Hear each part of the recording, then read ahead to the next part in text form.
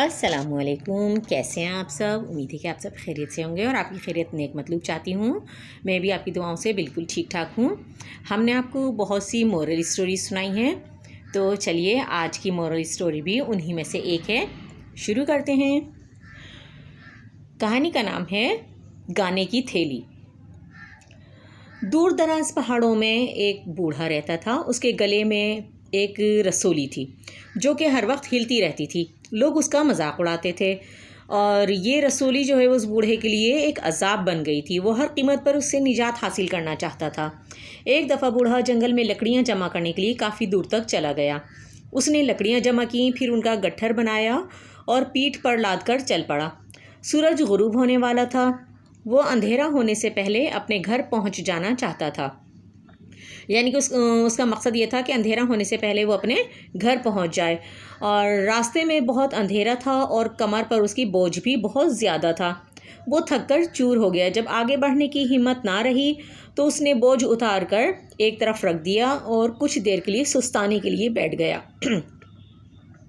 उसने दिल में सोचा कि इस बढ़ते हुए अंधेरे में घर तक पहुंचना जो है वो बहुत ज़्यादा मुश्किल है और फिर मैं रात कहाँ बसर करूँगा। तो वो सोचता है और चलता जाता है। तो ठीक उसकी नज़र जो है वो एक झोंपड़ी पर पड़ती है। वो सोचता है कि क्यों ना मैं रात इसी झोंपड़ी में बसर कर लूँ और रात यहीं पर गुजारी जाए। ये सोचकर वो तेज़ तेज़ कदमों से झोंपड़ी की जानिब चल पड़ता है। वहाँ पहुँचकर वो आवाज़ देता है कि कोई है, कोई है, कोई है, लेकिन कोई जवाब नहीं मिलता। फिर वो कुछ देर सोचता है और फिर झोंपड़ी में दाखिल हो जाता है। वहाँ पर कोई ना था। वो ज़मीन पर लेट जाता है और यानी उजाड़ और बियाबान झोंपड़ी में जो होता है वो किसान को बहुत ज़्यादा डर लग रहा होता है। अब ज़ाहिर है वो बूढ़ा जो है उसको बहुत ज़्यादा डर लगता है झोंपड़ी में। और क्या होता है कि वो सारी रात सोती जागती सी कैफियत में गुजार रहा होता है। अब जब उसको काफ़ी देर हो जाती है जागते हुए सोचते हुए, अब वो डर लगता है तो वो क्या करता है कि वो थोड़ा सा गुनगुनाने लग जाता है ताकि उसका ख़्याल बढ़ जाए और उसको डर भी ना लगे। अब क्या होता है कि वो फिर दोबारा से कहता है कि कोई है, लेकिन क्या होता है कि वो उसे ज़ाहिर कोई भी जवाब नहीं मिलता। वो फिर दोबारा से अपना गाना गाने लग जाता है। अब क्या होता है कि उसके जो गाने की आवाज़ होती है जंगल की खामोशी और तारीकी में गूंज रही होती है और दूर दूर तक उसकी आवाज़ जा रही होती है। अब अचानक कहीं से जो है वो उसको वाह वाह की आवाज़ सुनाई देती है। वो कहता है कि आखिर ये कौन आ गया।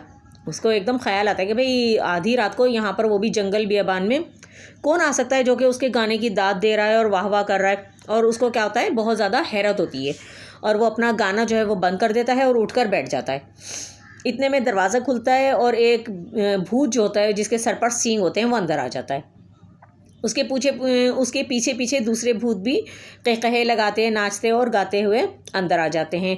और उन्हें देखकर जो है वो बूढ़े की सिट्टी गुम हो जाती है, यानी कि वो डर जाता है, खौफज़दा हो जाता है।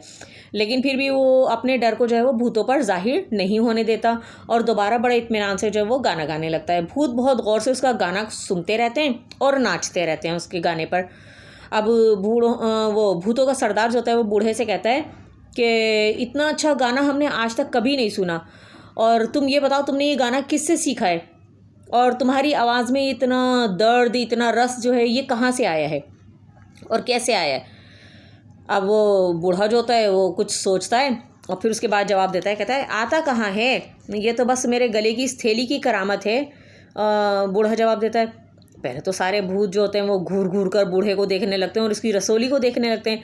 फिर बोलते हैं, वो भूतों का सरदार कहता है कि हमें तुम्हारा गाना जो है वो बहुत ज़्यादा पसंद आया और हम चाहते हैं कि तुम अपनी गाने वाली इस थैली को हमारे हाथों बेच दो। अब वो सोचता है, कहता है कि कैसे बेच दूँ। तो वो कहता है कि ना हम तुम्हें जो है वो इसके मुँह मांगे दाम देंगे इस थैली के।